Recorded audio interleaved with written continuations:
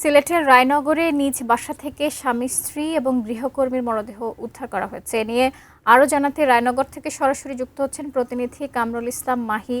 মাহি, এই যে মর্মান্তিক ঘটনা, এটি কিভাবে ঘটেছে কিছু জানতে পেরেছেন কিনা এবং প্রতিবেশীরা এই বিষয়ে কি বলছেন একটু জানাবেন।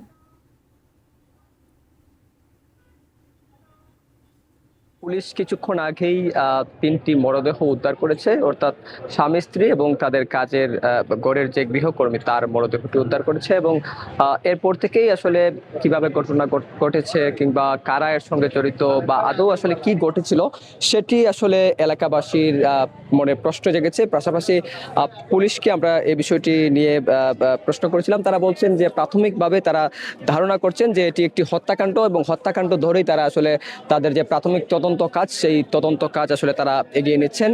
এবং যদি জানিয়ে রাখি যে রায়নগর এলাকার যে এই যে বাসাটি, সেই বাসাটিতে আসলে যে স্বামী স্ত্রী অর্থাৎ প্রায় 90 বছরের কাছাকাছি বৃদ্ধ এবং তার স্ত্রী নিয়ে তারা স্থায়ীভাবেই আসলে এই বাসাটিতে বসবাস করতেন। বাসাটির দ্বিতীয় তলায় আসলে তারা বসবাস করতেন এবং তাদের যে কাজের গৃহ পরিচালিকা গৃহকর্মী তাকে নিয়েই আসলে তারা এখানে বসবাস করতেন। আজ সকালে 9টার পরেই আসলে একজন রং মিস্ত্রি এখানে এসে প্রথম যখন আসলে বাসার গেটের মধ্যে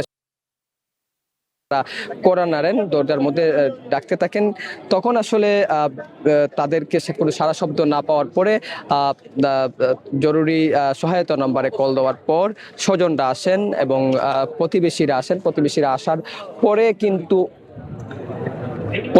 আসার পরে কিন্তু বিষয়টি আসলে পুলিশকে জানানো হয়। এরপরে পুলিশ আসলে লাশটি উদ্ধার করে। এই মুহূর্তে আপনারা দেখতে পাচ্ছেন যে মহানগর বিএনপির সাধারণ সম্পাদক ইমদাদ আহমেদ চৌধুরী তিনি আসলে বাসাটি পরিদর্শন করেছেন এর আগে, এবং সিলেট মহানগর পুলিশ কমিশনার পাশাপাশি সিআইডি পিবিআই এর একাধিক টিম আসলে ঘটনাটি তদন্ত কাজ ইতিমধ্যেই তারা শুরু করেছেন।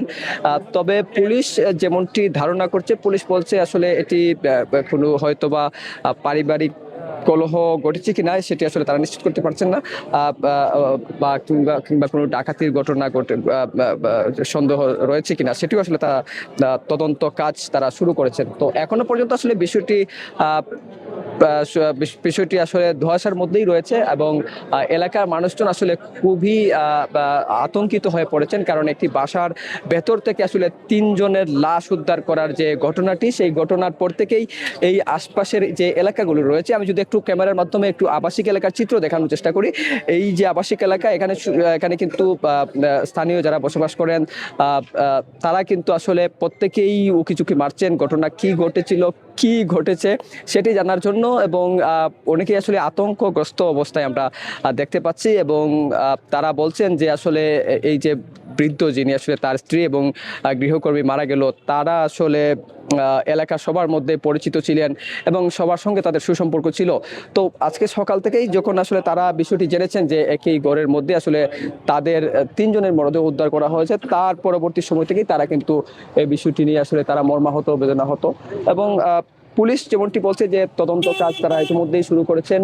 লাশ ময়না তদন্ত শেষে আসলে পরবর্তী আইনি প্রক্রিয়া যেগুলো রয়েছে সেই প্রক্রিয়াগুলো সারা হবে, এবং যেই প্রবাসী যেই বাসার মালিকের লাশ উদ্ধার করা হয়েছে তার ছেলে মেয়ে কিন্তু প্রবাসে বসবাস করেন।